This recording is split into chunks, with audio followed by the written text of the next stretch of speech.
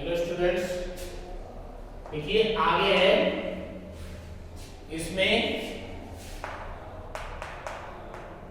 कोशिका झिल्ली। देखिए कोशिका में ये नहीं है कि एक ही अंग हो, कोशिका के अंदर बहुत सारे अंग हैं। पहले है कोशिका की झिल्ली है, कोशिका की जो सबसे बाहरी परत होती है उसके पर्यावरण के आधार पर अलग अलग होती है। देखिए कोशिका की, जैसे ये हमारे शरीर है कोशिका, अब हम इसको काट दें, छील दें तो इससे अगली परत आ जाएगी। तो भीतर की परत, बाहर की परत मृत बनाती। तो बाहर की जो परत होती है कोशिकाओं के अंदर वो मृत होती है, यानी कि गति के कारण ये वर्णात्मक पारगम्य झिल्ली होती है। अंदर जो कोशिकाएं थी वर्णात्मक पारगम्य झिल्ली होती है, यानी कि कुछ पदार्थ कार्बन डाइऑक्साइड और ऑक्सीजन का आदान प्रदान विसरण करते रहते हैं। यानी कि कार्बन डाइऑक्साइड और ऑक्सीजन दोनों का विसरण होगा, यानी कि वो आर पार आ जा सकते हैं। तो ऐसी प्रक्रियाओं के द्वारा हम कुछ अध्ययन करेंगे इसमें। तो पहले क्या है कि कोशिकाओं में जो कुछ पदार्थ है कार्बन डाइऑक्साइड, कार्बन डाइऑक्साइड जो पदार्थ है जंतु कोशिकाओं में ये अवशिष्ट होता है और ऑक्सीजन उसके लिए प्रयुक्त होती है। तो जैसे हम क्या करेंगे, कार्बन डाइऑक्साइड को निकालते हैं और ऑक्सीजन को अवशोषित करते हैं।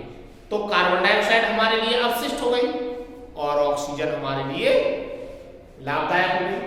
तो देखिए हम तो नाक के द्वारा, मुख के द्वारा सांस लेते हैं, लेकिन कुछ जीव त्वचा, पराशर, झिल्लियों के माध्यम से ही कार्बन डाइऑक्साइड एवं ऑक्सीजन का परिवहन करते हैं। तो इसमें कार्बन डाइऑक्साइड एक तो विसरण होता है, विसरण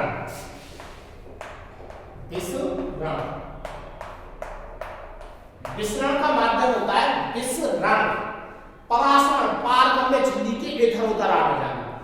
अब देखिए मान लीजिए एक झिल्ली है, इधर तो हमने बढ़ दिया सांद्र विलयन और इधर बढ़ दिया तनु, तो तनु का विसरण इसकी तरफ होगा, यानी कि तनु विलयन का विसरण इसकी तरफ होगा। कब तक? जब तक दोनों का विलयन समान ना हो जाए। तो यानी कि दोनों की जो तनुता है वो बिल्कुल एक जैसी नहीं हो जाती जब तक उसका विसरण होता रहेगा। तो ये विसरण हो गया। दूसरी, इसमें जैसे तुमने देखा होगा कि हम रात को जल में किशमिश भिगो देते हैं और वो फूल जाती है, तो उसमें पराशर दो प्रकार का होता है। एक तो होगा अंतः पराशर और एक बाह्य।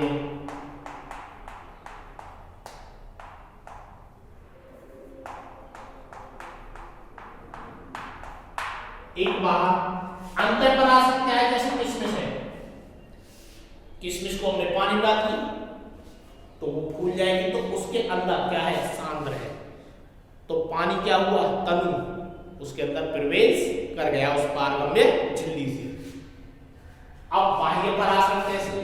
जैसे अंगूर है, अंगूर को आप चीनी के घोल में डाल दीजिए तो अंगूर क्या है? पिचक जाएगा। तो अंगूर में क्या है? भीतर तनु है और बाहर चीनी का घोल सांद्र है, या नमक का घोल कैसा है? सांद्र है। तो उसमें से पानी निकल के बाहर की तरफ आ जाएगा, चीनी और अंगूर पिचक जाएगा।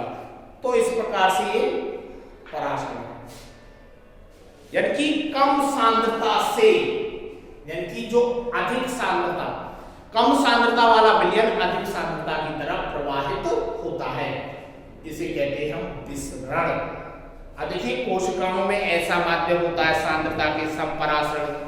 संपराशरण विलयन क्या होते हैं कि समान पराशरण हो, यानी कि ऐसी सांद्रता कोशिका जल की स्थिरता को सांद्रता के बराबर हो, कोशिका की गति को नहीं हो पाती, ऐसे विलयन को संपराशरण कहते हैं।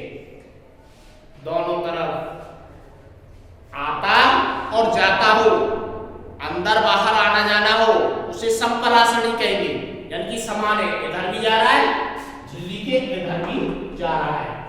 और यदि अंत एक ही परासरण है, विषम परासरणी, तो ये एक तरफ जाएगा। अति परासरणी जो अधिक मात्रा में परासरण करे, यानी कि कोने कोशिकाओं के द्वारा तो एक ही तरफ परासरण करे, उसे अति परासरणी कहते हैं। यानी कि कोशिकाएं फूलने लगती हैं, जैसे मैंने बताया किसमिस वाला फूलेगी भाई, किसमिस में एक ही तरफ अति परासरण है, ज्यादातर कितना है, जब तक वो फूलेगी, जब तक वो उसमें पानी जाता रहेगा। फिर है कोशिका झिल्ली के बाद है तुम्हारी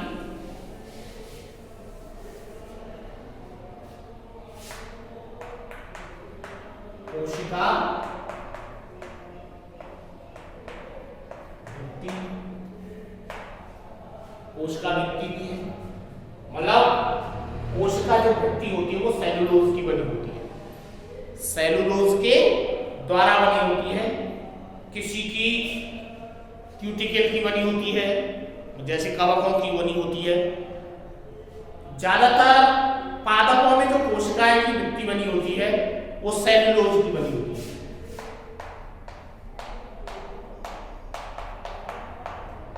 कोशिका भित्ति होती है वो सेलुलोज की बनी हुई होती है।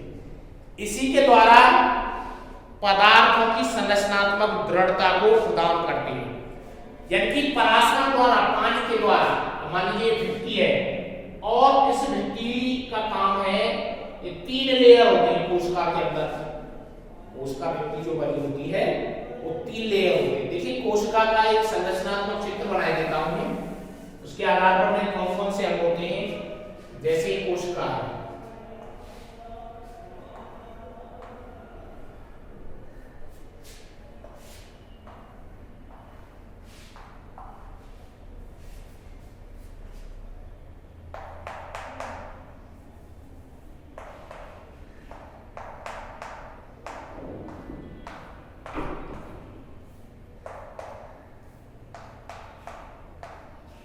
थ्री लेयर्स होती है। एक नमूना बना रहा हूं, ज्यादा वो नहीं बना रहा।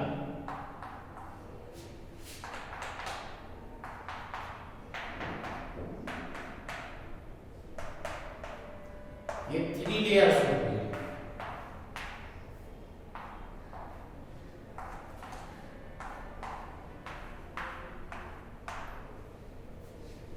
तीन लेयर्स होती है, यहां पर केंद्रक होता है।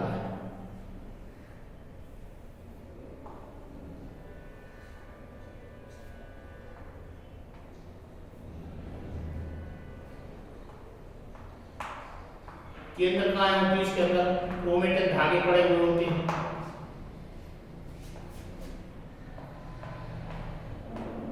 इसमें हरित लवक होते हैं, हरित लवक।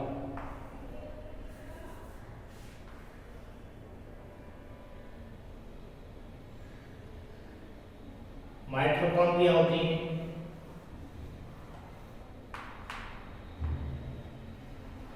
कोशिकाएं होती हैं, इस पर दाने होते हैं, इस पर दाने। ये एंडोप्लाज्मिक रेक्टिका होती है, खाली स्थान होता है। यहाँ पर कोशिकाएं होती हैं, माइक्रोट्यूब्स पर होती हैं। तो इस प्रकार से ये क्या है, हरित लवक,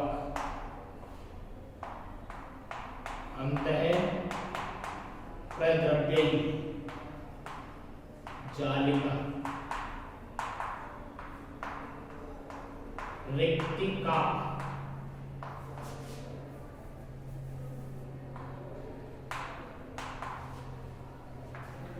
केंद्रक,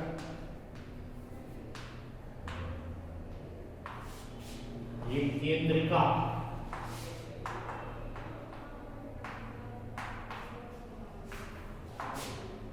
क्रोमेटिन धागे,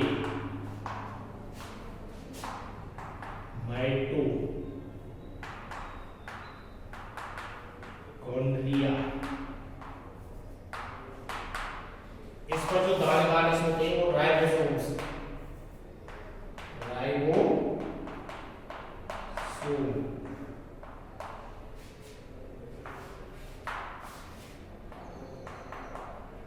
लाइसोसोम,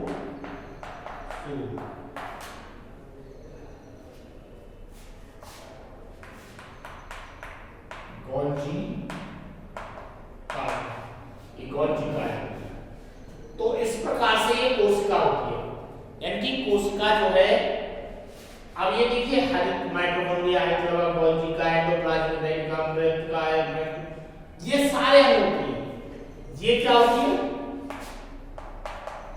कोशिका भित्ति, ये प्राथमिक, द्वितीयक और तृतीयक, ये प्राथमिक, ये द्वितीयक और ये तृतीयक, 3 लेयर होती है। ये सेलुलोज की बनी हुई होती है। इसका काम हर एक अणु का, प्रत्येक का काम अलग अलग है। ये कोशिका के अंदर इसी में झिल्ली आती है, केंद्रक कला आती है, कोशिका आवरण वगैरह सारी चीजें ये कोशिका के अंतर्गत आती है। इसे ही कोशिका की जीवन की मौलिक इकाई कहते हैं। हम ये पाठ के आधारित है इसी के आधार पर। कोशिका 2 प्रकार की होती है, एक पादप और एक जंतु। 2 प्रकार की कोशिकाएं। ये पादप, अंतर क्या है? पादप कोशिका में हरित लवक होता है और जंतु कोशिका में हरित लवक नहीं होता है, तो इसमें ये अंतर है। तो इसके बारे में हम आगे